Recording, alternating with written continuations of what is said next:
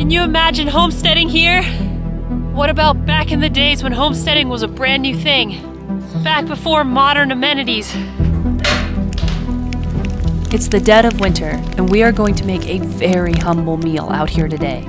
It's not fancy, it's not glamorous, but it is honest. This is what happened when people homesteaded out here. This is what they ate when the weather trapped them in. Now, I don't live out here full time, but I have. I spent basically all of my 20s living off-grid, no electricity, hiking in the winter, and getting by with very, very little. It was a log cabin in a much more remote place, but the principle's the same. I thought maybe today I could show you something I used to eat when I was stranded in the middle of winter. And it's something I can guarantee homesteaders back in the early days ate too. It's not exciting, but I'll show you one food that came out in 1893.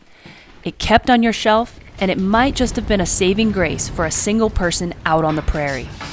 In some ways, it's a totally simple food, totally boring, but we don't even give this a second thought. But canned milk, wheat porridge, and black tea probably kept you alive. It certainly did if you didn't have a family or all the amenities of a farm or ranch. It's easy to forget that life was not ideal. A lot of people came west out here with visions of farmhouses, vegetable gardens, and living the good life. Kind of reminds me of the modern homesteading trend. But what they got when they made it out here was anything but that. But I think a very common story would have been you got a good chunk of the way into winter and you realized you did not have enough food, you did not have enough heat, and you were trapped. Not everybody who came west back in the homestead era had homesteading skills. I mean, there were a lot of ranches across this country where you would have had barns, wagons, farm animals, fields, plows, all the equipment to get by somewhat self-sufficiently. And then on top of that, you would have had towns really close by to sell your goods in and to buy goods. But out here, that wasn't the case. In fact, the majority of people who came out here did so alone. So here we go. Let's make it. Boxed cream of wheat, canned milk, maybe a sprinkling of brown sugar, a commoner's meal in a very humble and common house. But this doesn't have to be dreary. I mean, we are surrounded by the most insane beauty. There may not have been a lot of luxury out here, but there was freedom. That's better than the factories, better than a congested city, better than any immigrant ship headed from Europe. So I think it's okay to celebrate that. We'll need a pinch of salt, wheat, a can of evaporated milk, a touch of brown sugar, and some strong black tea leaves. And that's it. But the first things first are water for the kettle and the saucepan. Have you ever tried relying on melted snow for your water source?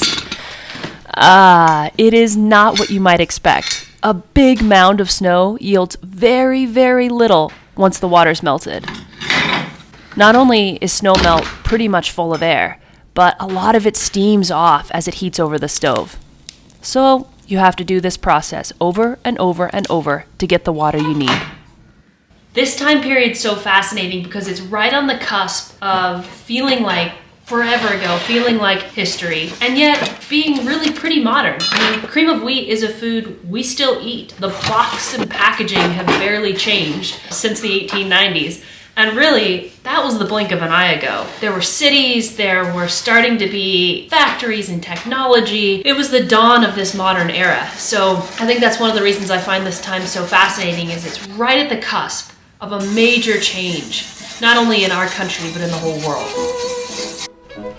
So cream of wheat was invented in 1893, and condensed milk, canned and available to the commoner, was 1885. So all these things were coming into being right as this house was born. This house dates to somewhere around the 1890s, as the world was marching into the modern era, and new foods were becoming available.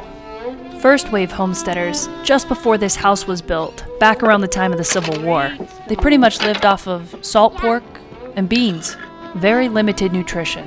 And before them, it was the first frontiersmen living off of pemmican. And just before that, it was hunter-gatherers. The same would be true here, except new foods were just starting to come into play. So things like canned goods were just starting to become a thing that people had access to. Canned milk, processed wheat, like this cream of wheat box. As the railroads came up, things like corn could be accessible, which even to this day has such a long growing season, it's almost impossible to get to maturity in Montana. I think a lot of them made it out here with beautiful things.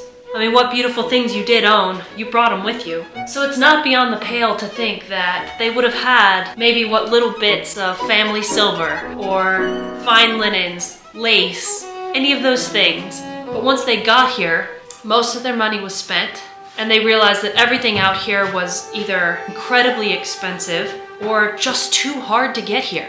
This was a very remote place back in the 1800s, even at the very end of that century. You think of the miners, the farmers, stonemasons who came west. There's all these different groups of people. A lot of them came alone, and that includes women. There were a lot of women who came west. They were avoiding being funneled into factory life, avoiding marriages they didn't want. This was a shot at freedom, but it came at a tremendous price for most. All right, now that the kindling has given us a pretty good fire, in goes the big stuff. This is gonna keep that fire going a whole lot longer. Homesteading by definition was pretty much done by the poor. Homesteaders were kind of the bottom of the chain, and for them to survive out here, it took a whole different way of living. You didn't come out here if you had a lot of wealth and money and homestead. You might come out here and buy a big ranch and give that a go, and a lot of those guys failed too. I always think of people who came maybe from England or Scotland, where winter might have been damp and cold, but it was relatively short. I mean, you're talking by March, there were flowers coming up. But that is not the case here. And it would have been a tremendous, rude awakening when winter just didn't end and you couldn't get out.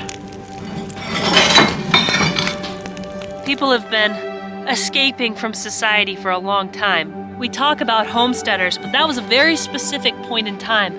A point in time when this cabin was brand new, built by homesteaders before Montana had even become a state. And those people, they were a whole different breed. I know I'm hiking out here with modern gear. Well, I don't know if 1970s ski poles and 50-year-old snowshoes can be called modern, but it's not rawhide, it's not leather boots and straps. So all in all, this is pretty easy stuff. But back when this house was brand new, it would have been different. You probably didn't have a milk cow, because that requires a pretty developed farm. Any hens you might have stopped laying this time of year, assuming they weren't picked off by the hawks, skunks, or weasels, or even bigger predators. When you don't have eggs or milk, it becomes very, very limited what you can actually cook. I mean, think about that. How many recipes require at least one of those two ingredients? Just getting your food out here would have taken a lot of planning. And if for some reason you didn't plan it right, you were in for a world of hurt come this time in winter. There are so many first-hand accounts and homesteader letters that have been preserved from this era. And something like this little house out on the remote prairie with a cook stove similar to this was a very common story. But it's one that's easy to forget. This excerpt from a homesteader letter says the whole story.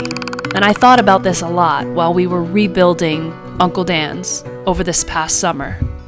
I'll write a few lines if only I can, and tell you about my excellent plan. You'll find me out here on a West Bench plain, working hard on a government claim. Hurrah for this country, the land of the free, home of the rattlesnake, bugs, and the flea. Oh, I tell of its joys and sing of its fame, while starving out here on my government claim. My mansion is built so it doesn't cover much soil, the walls erected according to Hoyle. The roof hasn't much pitch, it's quite level and plain, and I'll sure get wet if ever it rains. I have a good time, I live at my ease, on canned goods, old crackers, bacon, and cheese. Then come to this country, there's a home for you all, where the wind never ceases and the rain never falls, where the sun never sets but sweetly remains, till it burns up our crops on our government claims.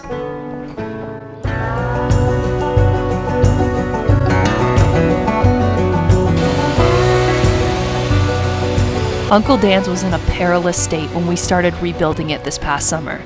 Robbie milled all the fresh wood for it with trees right here on the ranch. I'll link the video series of the restoration at the end of this video. You all may enjoy seeing our somewhat unconventional take on saving a piece of history that was going to disappear.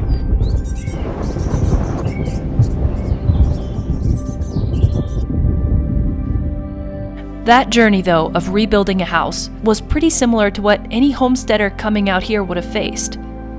They were just starting new. The summer months had to pack everything in: building work, farming, animal husbandry, firewood cutting, all of it. The summer goes fast, and the winter is long. So this little episode today is a taste of the lives lived not so long ago, when the day-to-day was very demanding, but also very satisfying, even for the lonely, the broke, and the hopeful. I'm sure memories of summer would certainly have been a comfort in the deep of winter, and plans to make the new year better were on a person's mind. Of course, we're built for more than just survival out here. That wouldn't have been enough. I can certainly say there's no reason that life couldn't have been beautiful out here. It may have been very humble and it may have been very hard, but I think beauty is often in the effort of the mothers and the wives, and even those on their own. It's taking that little bit of extra time to think about not just your survival, but about being human. I was talking to my friend Susan while we were sewing the other day, and we were saying how we wish they'd remake that PBS series where people went and lived like it was the 1800s out on the prairie. I don't know if you guys have ever seen that one, but we were saying we wish they'd get rid of all the drama, all the Hollywood stuff, and just have men and women who actually know pioneer skills, who actually know how to sew, cure meats, farm, have those people try this life. Because coming from the modern world, most people just fumble along. But I bet it would be really interesting to see skilled people try it.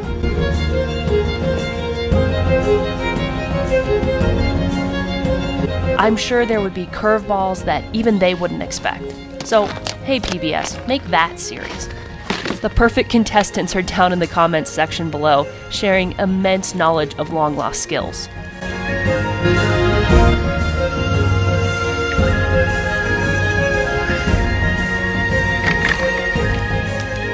If you'd like to be a part of things, consider becoming a channel member. Special thanks to Allie, Becky, Carol, Hooligan, and Joseph, who joined this month. They help make this time traveling possible. Eating simple food in a beautiful place, this was a good life. And a lot of people were grateful to be here. If they could just hold out through winter, this was heaven. Maybe a difficult slice of heaven, but nonetheless heaven. All right, the cream of wheat has thickened, the black tea leaves have been steeping in the pot. It's time for some brown sugar, milk, and let's dig in. Using something like canned milk, because it's evaporated, they've taken a lot of the water out, it makes for a much more rich sort of food. But you know what? I bet that felt pretty good being out here on a very cold day. I can tell you it feels pretty good right now. And a cup of hot black tea hits the spot. I've spent many a day being satisfied with this. And I bet I'm not alone. I bet there's a lot of you with memories of porridge, or simple foods, or the stories grandparents told of living like this. There are still people with living memory of what this life was like. They can remember their grandmothers cooking on these stoves or talking about these adventures and hardships. Younger people are fascinated by this way of life because it's so honest, it's so straightforward. You have to rely on yourself and be capable of taking care of yourself. We've gotten away from that today. This meal may not be gourmet, it may not be something you'd show off to your friends, but what it is honest. It's true. It's what life was really like for a homesteader. It may have been oat porridge, it may have been the scrapings of the bottom of the root cellar, but the food was humble, and often you ran out. So to anyone out there who thinks they'd like to become a modern homesteader, cheers to tradition, tea, boxed wheat, and canned milk. But at the end of the day, if you're free, then it's a pretty good life. Cheers, everybody. I hope to see you in the next one.